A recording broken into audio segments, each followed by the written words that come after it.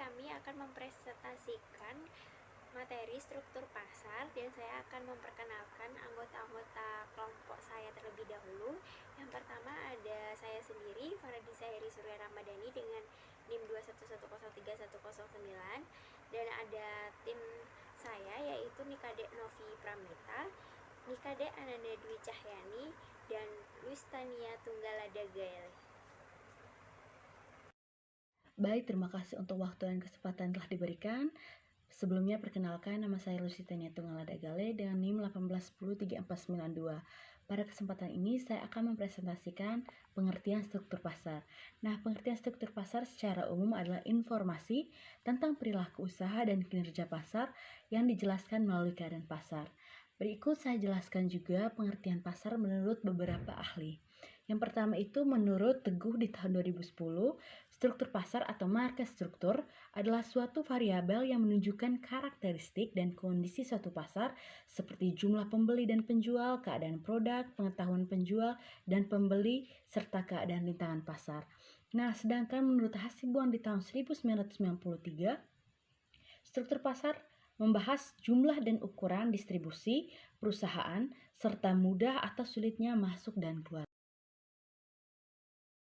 Jelaskan tentang elemen-elemen struktur pasar dibagi menjadi 3. Yang pertama ada pangsa pasar, yaitu bagian dari keseluruhan permintaan suatu barang yang mencerminkan golongan konsumen menurut ciri khasnya seperti dari tingkat pendapatan, umur, jenis kelamin, dan juga status sosialnya. Yang kedua yaitu ada konsentrasi kombinasi pangsa pasar dari perusahaan-perusahaan oligopoli di mana mereka menyadari adanya saling ketergantungan. Dan yang terakhir adalah hambatan, cara atau usaha dari perusahaan atau para pelaku industri untuk dapat. Selanjutnya saya akan membahas tentang unsur-unsur struktur pasar. Itu ada 7.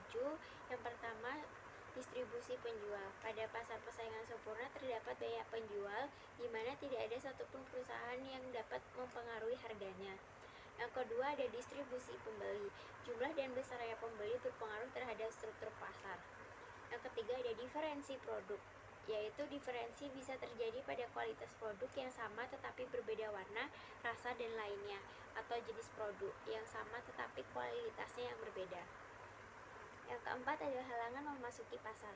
Diartikan sebagai hambatan masuk industri, yaitu kondisi di mana perusahaan potensial yang akan atau masuk baru ke dalam suatu industri mengalami kesulitan karena tidak memiliki banyak keunggulan kompetitif sebagaimana dimiliki perusahaan yang sudah lama dalam industri tersebut.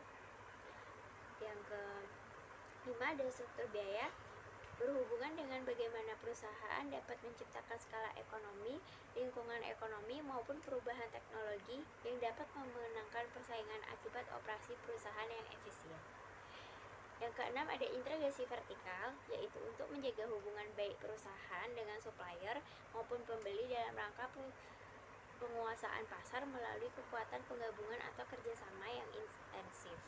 Yang terakhir adalah konglomerasi, yaitu bagi perusahaan menunjukkan apakah perusahaan berkontribusi pada suatu jenis produk ataukah memperbarui berbagai macam produk yang berlainan.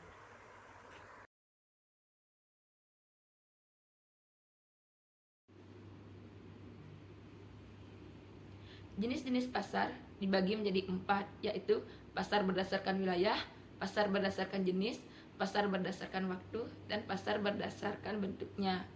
Untuk pasar berdasarkan wilayah ada pasar lokal. Pasar lokal adalah pasar yang wilayah pemasarannya mencakup daerah tertentu. Ciri-cirinya, pasar lokal hanya melayani permintaan dan penawaran di suatu daerah.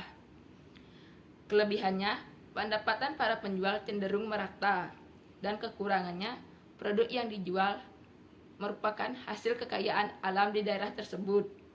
Nilai atau harga suatu barang didapat dari proses tawar-menawar antara penjual dan pembeli. Untuk contoh pasar lokal, yaitu pasar yang berada di suatu daerah tertentu, seperti Pasar Badung, Pasar Ubud, dan sebagainya. Yang kedua, ada pasar nasional. Pasar nasional adalah pasar yang wilayah pemasarannya mencakup satu negara. Ciri-cirinya, produk yang dijual merupakan kebutuhan dari suatu negara. Kelebihan, harga benar-benar terbentuk dari mekanisme pasar. Dan Kekurangannya, keuntungan yang diterima dalam skala normal, dan konsumen dapat merasa jenuh karena produk yang dijual bersifat homogen. Contohnya seperti pasar uang dan pasar saham. Yang ketiga, ada pasar nasional. Maksud saya pasar internasional. Pasar internasional adalah pasar yang wilayah pemasarannya mencakup satu dunia. Ciri-cirinya memiliki ruang lingkup yang lebih luas dikarenakan tidak mengenal batas negara. Kelebihannya, mendapatkan barang-barang yang dibutuhkan konsumen atau produsen dalam negeri dan menambah cadangan devisa negara. Kekurangannya, menyebabkan masuknya produk luar negeri ke dalam negeri, besarnya konsumsi warga atau masyarakat terhadap barang buatan luar negeri yang berakibat buruk pada industri kecil dalam negeri. Contohnya seperti pasar tembakau di Jerman dan pasar permata di Belanda. Kemudian berdasarkan jenis ada yaitu pasar konkret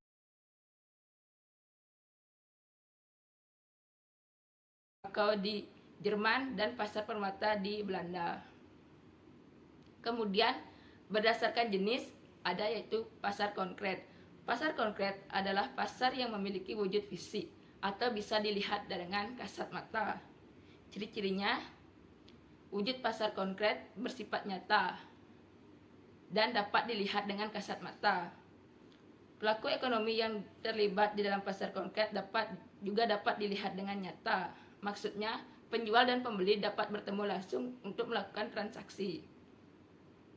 Kelebihannya, pembeli dan penjual dapat mengecek dan melihat langsung barang yang akan dibeli. Kekurangannya, kegiatan jual beli yang dilakukan mencakup skala daerah tertentu. Contohnya seperti swalayan, pertokoan, dan mal. Yang kedua, ada pasar abstrak. Pasar abstrak adalah pasar yang tidak dapat dilihat dengan kasat mata. Konsumen dan produsen biasanya tidak bertemu langsung di pasar ini. Ciri-ciri, penjual dan pembeli tidak harus bertemu langsung. Proses transaksi memanfaatkan teknologi. Dalam menawarkan produk, penjual juga hanya cukup memberikan sampel dan informasi produk. Kelebihan, transaksi tidak terhalang oleh jarak dan memungkinkan transaksi yang lebih fleksibel dan hemat waktu. Kekurangan, pembeli tidak dapat mencoba barang yang ingin dibeli dan tidak dapat melihat langsung. Hal ini berakibat pada ekspektasi pembeli yang mungkin saja tidak terpenuhi. Contohnya seperti barang yang dijual di marketplace, pasar modal, dan pasar saham. Selanjutnya saya akan menjelaskan pasar berdasarkan waktu. Pasar berdasarkan waktu ini dibagi menjadi 4, yaitu pasar harian, pasar mingguan, pasar bulanan, dan pasar tahunan. Nah, pasar harian itu adalah pasar yang dibuka setiap hari, pasar mingguan itu pasar yang dibuka seminggu sekali, pasar bulanan itu adalah pasar yang dibuka sebulan sekali, dan pasar tahunan itu adalah pasar yang dibuka setahun sekali. Nah, pasar harian, pasar mingguan, dan pasar bulanan kadang bisa menjual produk-produk seperti sayuran, buah-buahan, atau barang-barang atau bahan-bahan yang bisa dimasak atau digunakan untuk kita setiap harinya. Selanjutnya saya akan membahas tentang struktur pasar berdasarkan bentuknya, yaitu dibagi menjadi 2. Yang pertama ada pasar oligopoli, yaitu jenis pasar di mana jumlah produsen atau penjualnya lebih sedikit sedangkan pembelinya relatif lebih banyak. Dan yang kedua adalah pasar tradisional, yaitu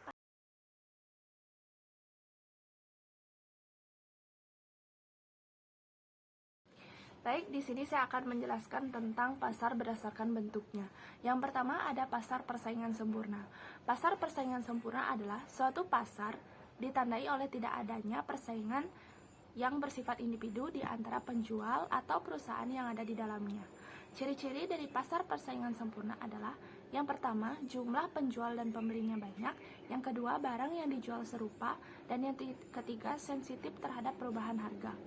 Dan kelebihan dari pasar persaingan sempurna adalah jumlah output paling banyak sehingga rasio output per penduduk maksimal.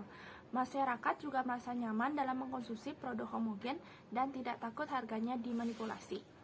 Kekurangan dari pasar persaingan sempurna adalah persaingan sempurna tidak mendorong inovasi.